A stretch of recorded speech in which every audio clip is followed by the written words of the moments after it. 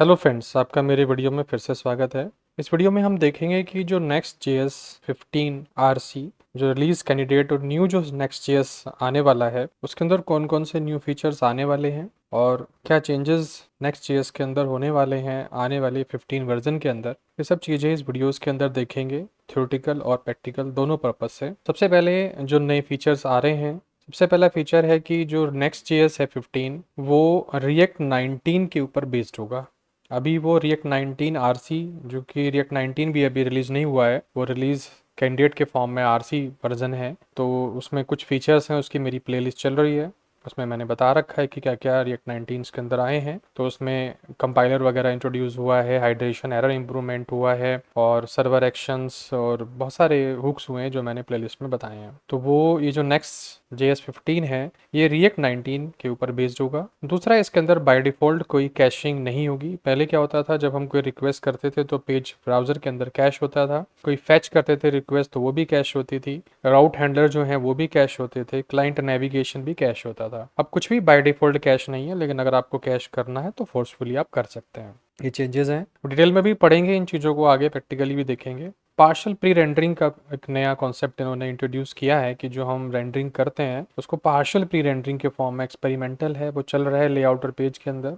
वो कैसे चलेगा, कैसे कर सकते हैं, वो भी इसके अंदर ऑप्शंस हैं। दूसरा, इसके अंदर एक नया एक्सपेरिमेंटल आया है हमारे पास फंक्शन बनाने के लिए, नेक्स्ट आफ्टर। तो इस आफ्टर फंक्शन को यूज़ करेंगे और ये जब आपका काम पूरा हो जाता है, सब कुछ फिनिश हो जाता है, उसके बाद इसे ये एग्जीक्यूट हो जाता है। तो ये कैसे होगा ये देखेंगे। क्रिएट नेक्स्ट स्टेप के अंदर कुछ फीचर्स आए हैं कि टर्बो पैक इनेबल करने के लिए, मतलब फास्ट एग्जीक्यूशन करने के लिए, या एम्प्टी तरह की एक स्केलेटन टाइप का फॉर्मेट बनाने के लिए, जो जो डायरेक्टरी स्ट्रक्चर होता है वो एम्प्टी बनाने के लिए विदाउट एनी डेटा। क्योंकि बाय डिफ़ॉल्ट अगर आप देखेंगे तो कुछ बना हुआ आता है, उसके अंदर कुछ फाइलें आती हैं, कुछ सीएसएस आती हैं, वो सब हटा के एम्प्टी वाला भी आता है। और कुछ उसमें जो है एक्स्ट्रा पैकेज वगैरह कुछ उसमें बिल्ड करने का ऑप्शन आया है ऐप राउटर के अंदर। तो सब चीज़ें इंट्रोड्यूस हुई हैं, ये नए फीचर्स हैं जो इंट्रोड्यूस हुए, मोटा मोटा अभी आगे भी आ सकते हैं। अब सबसे बड़ी बात है कि Next.js ऐप जो हमारी कमांड है उसमें क्या अपडेट हुआ है। तो उसमें new look and feel, directory structure change किया गया है। उसमें टर्बो पैक जो है उसको इनेबल करने के लिए पूछा जाता है कि भाई इनेबल करना है नहीं करना।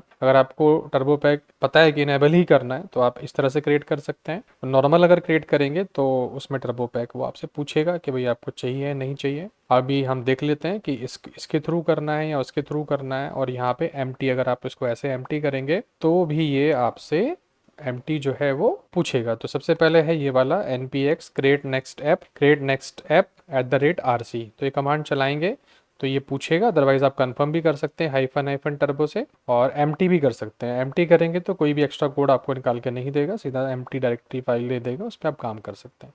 तो फीचर कैसे काम करता है वो एक बार देख लेते हैं। तो यहाँ पे मेरा ये खुला हुआ है, एक डायरेक्टरी मैंने खुला हुआ है, तो यहाँ पे एक नया पैकेज बना लेते हैं। तो npx create next app @rc ऐसे किया, मैंने एंटर किया तो ये मेरे से पूछेगा अब do you want to proceed, Y proceed करने के लिए कह रहा है। ये कह रहा है नेम बताओ भाई अपनी एप्लीकेशन का। तो मैंने यहाँ पे कर दिया Next.js 15 RC, ऐसे बना दिया इसका नाम। फिर ये कह रहा है टाइप स्क्रिप्ट चाहिए, तो मैंने कहा नो, मुझे नहीं चाहिए इसमें, ये तो चाहिए। टेलविन CSS चाहिए, ठीक है ले लेते हैं। SRC डायरेक्टरी चाहिए, ठीक है ले लेते हैं। देखो ऐप राउटिंग चाहिए, यस। देखो ये पूछ रहा है यहाँ पे टर्बो पैक आपको चाहिए या नहीं चाहिए। बाय डिफॉल्ट नो है, बट हम इसको यस भी कर सकते हैं, यहाँ से करके हम इनेबल कर लेते हैं। फिर ये कह रहा है भाई ये इंपोर्ट एलाइसिस वगैरह आपको चाहिए, हमने कहा अभी नहीं, हमें कुछ नहीं चाहिए। और ये हमारा इस तरह से इंस्टॉल हो जाएगा। ये बाय डिफ़ॉल्ट है तरीका अभी RC इंस्टॉल करने का जो आपके सामने हो रहा है। और अभी आपने देखा इस PPT के अंदर, अगर आप इसको बाय डिफ़ॉल्ट ऐसे देते हैं तो टर्बो इनेबल करके दे देगा, और अगर आप ऐसे देते हैं एम्प्टी करके तो आपके लिए जो कोड है वो कम कर देगा और उसमें एक्स्ट्रा चीज़ें जो आएंगी वो सब हटा देगा। ये चीज़ें आएंगी तो अभी चला के देखते हैं इसको, बन जाता है तो अभी डाउनलोड कर रहा है, ये इंस्टॉल हो गया। आप देखेंगे इसके अंदर डायरेक्टरी स्ट्रक्चर है इसका, ये पैकेज है, अगर आप इसमें देखेंगे तो ये React 19 के ऊपर बेस्ड है और ये Next.js RC हमारा आ गया, सब कुछ दिख रहा है आपको। और यहाँ पे बाय डिफॉल्ट जो है इन्होंने टर्बो इनेबल कर दिया, क्योंकि हमने टर्बो किया था। तो अब मैं यहाँ पे अगर npm run dev करूँगा तो ये इसके dev के साथ में नेक्स्ट dev टर्बो इन्होंने इनेबल कर दिया है। फाइल नहीं मिली से, क्योंकि मुझे इसके अंदर जाना था पहले पैकेज के अंदर, तब चलेगा। ठीक है जी, अब यहाँ पे npm run dev करना है। देखो इसने बाय डिफ़ॉल्ट अपने आप टर्बो इनेबल कर दिया, स्टार्ट हो रहा है अब यहाँ पे लोकल होस्ट 3000 पोर्ट के अंदर। तो इसको क्लिक कर लेते हैं ऐसे, तो यहाँ पे आ जाएगा। धीरे धीरे कंपाइल कर रहा है अभी। फर्स्ट स्क्रीन आप देखेंगे नेक्स्ट जी एस 15 की, जो रिएक्ट 19 के ऊपर बेस्ड है, साफ साफ दिख रहा है इस जगह पे। और ये देखो, ये लुक एंड फील इसका डिफरेंट है। मैंने आपको कहा था यहाँ पे भी कि लुक एंड फील नए तरह का है, तो आप देखेंगे तो यहाँ पे लुक एंड फील देखो नया तरह का आया है। पहले कुछ और आता था, अब कुछ और आ गया है इसमें, इस तरह से आ गया है। तो इसको चेंज कर लेते हैं एक बार, यहाँ पे गए और इसको हम चेंज कर लेते हैं, सब कुछ हटा लेते हैं इसका, यहाँ से मेन के अंदर सब हटा देते हैं और इतना रखते हैं, इसका खत्म कर देते हैं इसको। ठीक है जी, इसको भी खत्म कर देते हैं, कोई जरूरत नहीं है हमें इसकी। ठीक है, सेंटर वेंटर सब लगा रखा है इसने। यहाँ पे लिख देते हैं H1 और यहाँ पे लिखते हैं next G S 15 RC installation. अब देखते हैं अगर इससे चल जाएगा तो इस तरह से हमारा नेक्स्ट जी एस 15 RC आ रहा है।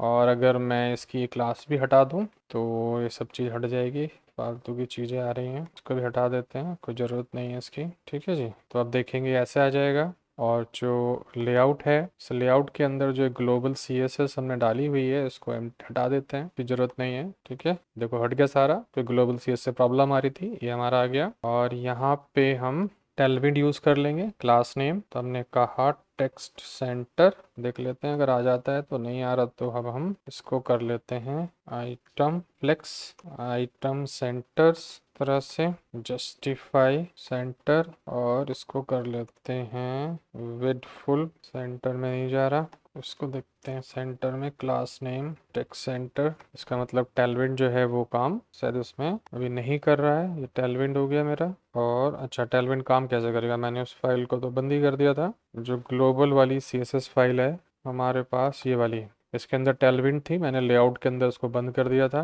तो इस सब को ख़त्म कर देते हैं पहले, इन सब को हम कमेंट कर देते हैं। ठीक है, इसी को छोड़ते हैं। तो गलती मेरी हो गई थी, मैंने इसको लेआउट में डिसेबल कर दिया था, तो इसको फिर से इनेबल कर देते हैं। ठीक है जी, अभी आ गया, अब ये सेंटर में चला जाएगा। हाँ, तो इसकी ज़रूरत मुझे पड़ेगी। अब इसमें मैं टेक्स्ट को जो है 3 एक्सेल कर लेता हूँ इस तरह से, और फॉन्ट को बोल्ड कर लेते हैं इस तरह से। ठीक है जी, तो ये हमारा 15 RC चल रहा है, मैंने दिखाया कैसे इसको इंस्टॉल कर लेते हैं टर्बो पैक को। अब आगे देखते हैं क्या क्या फीचर्स हैं। आगे आप, अगर आपको इंस्टॉल करना है बाद में, मतलब आपको किसी और जो एप्लीकेशन बनी हुई है उसमें अपडेट करना है, तो इसको इस तरह से कर सकते हैं। बने बने एप्लीकेशन के अंदर अगर आप ऐसे कर देंगे npm install next.js@rc react@rc react.dom@rc, तो ये आपकी जो एप्लीकेशन है वो अपडेट हो जाएगी, जो पुरानी एप्लीकेशन है। ठीक है जी, अगर आपको कंपाइलर इंस्टॉल करना है तो कंपाइलर इस तरह से कर सकते हैं, तो इसके लिए भी देख लेते हैं। कंपाइलर अगर आपको इंस्टॉल करना है तो ये कमांड आपको कॉपी करनी पड़ेगी ऐसे। तो कंपाइलर इंस्टॉलेशन के लिए इसको मैं बंद कर देता हूँ। तो ये रिएक्ट 19 का जो कंपाइलर है, जो ऑटोमेटिक ऑप्टिमाइजेशन करता है, उसके फॉर्म में आ जाएगा। ऐसे चलाया मैंने। अब देखेंगे कि यहाँ पे RC के अंदर देखो, यहाँ पे अभी कुछ भी इंस्टॉलेशन नहीं है, शायद यहाँ पे कंपाइलर इंस्टॉलेशन कर देगा डिपेंडेंसीज इसके अंदर। अभी देखते हैं, ये हमने कर दिया इंस्टॉलेशन। ये देखो यहाँ पे आ गया कंपाइलर डिपेंडेंसीज के अंदर, इसने कंपाइलर एक्सपेरिमेंटल है अभी, तो कंपाइलर इसने इंस्टॉल कर दिया। अब इससे क्या होगा, इससे ये ऑटोमेटिकली ऑप्टिमाइज़ करेगा, हमें यूज़ मेमो या यूज़ कॉलबैक जो हुक्स होते हैं उनको यूज़ करने की ज़रूरत नहीं पड़ेगी, और ये ऐसा ही चलता रहेगा। कोई ज़्यादा ऑप्टिमाइजेशन आया नहीं है, लेकिन सिर्फ इतने से करने से नहीं होगा, अभी हमें इसकी कॉन्फ़िगरेशन इस फाइल में भी करनी पड़ेगी, और यहाँ से उठा के इसको अभी देखते हैं उसमें क्या कॉन्फ़िगरेशन है फाइल के अंदर। तो जो नेक्स्ट कॉन्फ़िग वाली फाइल है ये वाली, तो इसके अंदर हमें इसको पेस्ट करना पड़ेगा। तो यहाँ से उठा के यहाँ ले आता हूँ इसको, और यहाँ पे इसको पेस्ट कर लेते हैं, और यहाँ से इसको हटा देते हैं। तो जब यहाँ पे करेंगे तब वो इनेबल हो जाएगा। तो ये कंपाइलर हमने रिएक्ट वाला कंपाइलर कर लिया है। अब इसको पर रन कर लेते हैं एप्लीकेशन को, ताकि ये चीज़ें इफेक्ट में आ जाए। तो आपने देखा किस तरह से हम इसको इंस्टॉल कर सकते हैं। ये कॉन्फ़िगरेशन करनी होती है, इंस्टॉल करना होता है, तो आपका रिएक्ट कंपाइलर चलने लग जाएगा। इसको अभी देखते हैं, यहाँ पे स्टार्ट हो जाएगा। जब स्टार्ट हो रहा है अभी, ये देखो ये कंपाइलर अपने आप कंपाइल्ड ही लिखा है ना, सब कंपाइलर अपने आप काम करना शुरू कर देगा। अब आपके सिस्टम को, आपकी एप्लीकेशन को ऑप्टिमाइज़ करेगा, फास्ट हो जाएगी एग्जीक्यूशन इसका। ठीक है जी, तो ये हमारा आ गया, हमारा कंपाइलर हो चुका। आगे फीचर क्या है कि जो हम बात कर रहे थे कि कैश बाय डिफ़ॉल्ट जो है वो डिसेबल कर दिया गया है। तो अगर हम फैच फंक्शन यूज़ करते हैं, कुछ यहाँ पे URL देते हैं, तो पहले क्या था, कैश जो था वो फोर्स कैश था। मतलब बाय डिफ़ॉल्ट हमारा यूआरएल गेट रिक्वेस्ट वगैरह सब कैश होती थी, अब नहीं है, बाय डिफ़ॉल्ट है नो स्टोर। तो अब कुछ भी कैश नहीं होगा, सीधा सर्वर से उठ के आएगा। लेकिन अगर आपको कैश करना है तो आप कैश है फोर्स कैश ऐसे कर सकते हैं enable. By default no store है। जो पहला वर्जन है नेक्स्ट जेएस का 14, उसमें फोर्स कैश बाय डिफ़ॉल्ट है, अब नो स्टोर बाय डिफ़ॉल्ट है, ध्यान रखिएगा। आगे देखते हैं और क्या फीचर्स हैं। ऐसी अगर राउटिंग आप करेंगे उसी के अंदर भी कैशिंग वगैरह कुछ भी नहीं है, अब खत्म हो चुका। अब जो है नया है ये नेक्स्ट आफ्टर, ये नेक्स्ट आफ्टर करके आया है। इसको अगर यूज़ करना है तो यहाँ पे एक्सपेरिमेंट के अंदर आपको आफ्टर ट्रू करना पड़ेगा। तो यहाँ से कॉपी किया और ये जो फाइल थी हमारी यहाँ पे आ गए और यहाँ पे लिख दिया कि हमें आफ्टर भी ये यूज़ करना है, इस तरह से। तो यूज़ हो गया। और यहाँ पे आगे और तो कोई हमारा फीचर अभी है नहीं, यही फीचर है। इसको चला के देखते हैं कि इसका मतलब क्या है। इसका मतलब ये है कि जब सारा काम हो जाता है तो यहाँ पर हम इस आफ्टर को यूज़ कर लेंगे, आफ्टर आफ्टर फंक्शन, और इसके अंदर एक एरो फंक्शन यूज़ होगा ऐसे। ठीक है जी। अब यहाँ पे हम कंसोल कर लेते हैं क्योंकि और तो कुछ दिखेगा नहीं, क्योंकि ये क्लाइंट पे रन नहीं करेगा, ये सर्वर पे रन करेगा। और यहाँ पे हमने कह दिया this is running after client request. ठीक है जी। तो जैसे ही ये कंपाइलर ये सब कंपोनेंट वगैरह ये सब एग्जीक्यूट हो जाएगा, उसके बाद ये एग्जीक्यूट होगा। ठीक है। तो एक बार इसको रिफ्रेश करते हैं। जैसे ही रिफ्रेश करेंगे तो अच्छा, अभी इसको मुझे शायद रीस्टार्ट करना पड़ेगा क्योंकि मैंने आफ्टर इनेबल किया है। अभी देख लेते हैं चल जाता है तो, क्योंकि कंपाइलर इंस्टॉल हो चुका है, वो कुछ करेगा। अभी चल रहा है, चला नहीं है कंपाइल। देखो टाइम लग रहा है इसको कंपाइल करने में। आफ्टर इज़ नॉट डिफाइन, अब आ गया, देखो ऐसे कुछ एरर आया, ये देखो एरर आ गया आफ्टर इज़ नॉट डिफाइन, क्योंकि हमें इसे दोबारा से रिस्टार्ट करना पड़ेगा। तो हमने फिर से इसको स्टार्ट कर दिया क्योंकि हमने इसको फाइल में इनेबल किया था, उसके बाद रिस्टार्ट करना ज़रूरी था। तो देखो इसने यहाँ पे एक्सपेरिमेंटल के फॉर्म में आफ्टर और रिएक्ट कंपाइलर दोनों दिखा दिए कि अभी ये यूज़ हुए हैं, रेडी हो चुका है शायद। एक बार रिफ्रेश करते हैं, चल रहा है अभी। आफ्टर इज़ नॉट डिफाइन, तो इसको शायद अब गलती कर दी हमने, इंपोर्ट करना पड़ेगा पहले। तो इसको करना पड़ेगा import unstable underscore after as after from next.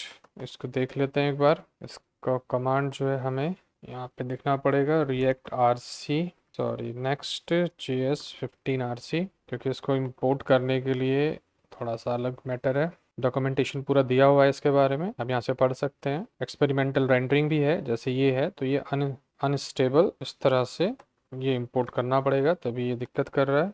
तो इसको हमने यहाँ पे कर लिया अनस्टेबल आफ्टर ऐसे करके एज आफ्टर, अभी चलने लग जाएगा। इस पे गए, रिफ्रेश किया, देखो चल गया। और जैसे इसको चलाएंगे तो आप देखेंगे the this is running after client request, ये मेरा आ रहा है लिखा हुआ। तो ये कब आ रहा है, पहले क्लाइंट की रिक्वेस्ट पूरी हुई ये वाली जो रिटर्न के अंदर है, उसके बाद ये जो कमांड है ये एग्जीक्यूट हो जाएगी। तो आपको कुछ ऐसा काम है जो सब कुछ काम करने के बाद में लास्ट में करना है। तो जैसे सेशन क्लोज करते हैं, डेटाबेस एक्टिविटी क्लोज करते हैं, बहुत सारी चीज़ें होती हैं, अगर आप कंपोनेंट में करनी है तो आप इस तरह से कर सकते हैं। और ये आपको दिख रहा है कि ऐसा एग्जीक्यूट कर रहा है उसके बाद में। तो ये फीचर्स हैं, कुछ और यहाँ पे फीचर्स दिए हुए हैं जो अभी एक्सपेरिमेंटल फॉर्म में है, कुछ चल रहे हैं कुछ नहीं चल रहे हैं। जैसे आपको पार्शियल रेंडरिंग करनी है तो उसके लिए एक फ्लैग आपको यहाँ पे इनेबल करना पड़ेगा PPR, और यहाँ पे आपको लिखना पड़ेगा एक्सपेरिमेंटल ट्रू, और जो डायनेमिक कंटेंट है उसको आप सस्पेंस के अंदर यूज़ करेंगे। तो ऐसे बहुत सारी चीज़ें हैं अभी आ रही हैं, बाकी जितना कुछ अभी हमने करके देखा है और जो चल रहा है वो सब मैंने आपको इस वाली PPT में बता दिया कि भाई ये चीज़ें नई हैं, कुछ और नहीं आती हैं फ्यूचर में, कुछ अपडेट आते हैं तो वो हम उस पर फिर बात कर लेंगे। अभी मैंने आपको समझाया कि किस तरह से आप नेक्स्ट JS15 जो है उसमें जो नए चेंजेस आए हैं इस तरह से वो कैसे कर सकते हैं, कैसे अभी आप सीख सकते हैं अपने आप, क्योंकि अभी बीटा वर्जन है, RC वर्जन है, तो आप आराम से सीख सकते हैं। और आने वाले टाइम पे जब कुछ चेंजेस आएंगे तो वो पहले से आपको पता होंगे, ये सब चीज़ें आप दिमाग में रहेंगी। इंटरव्यू में जब कभी जाते हैं तो क्वेश्चन आपके दिमाग में रहेंगे कि भाई क्या क्या चेंजेस आ रहे हैं, और आपको अपडेट होना पड़ेगा सब चीज़ों के लिए, क्योंकि आजकल कंपटीशन बहुत ज़्यादा है। तो यही सब इस वीडियो में थे। नेक्स्ट चीज़ के कौन कौन से नए फीचर्स 15 वर्जन के अंदर आए हैं वो हमने देखे। अगर वीडियो अच्छी लगी हो तो लाइक कर दीजिएगा, चैनल को सब्सक्राइब कर लीजिएगा, शेयर कर दीजिएगा दोस्तों को, और वीडियो देखने के लिए धन्यवाद।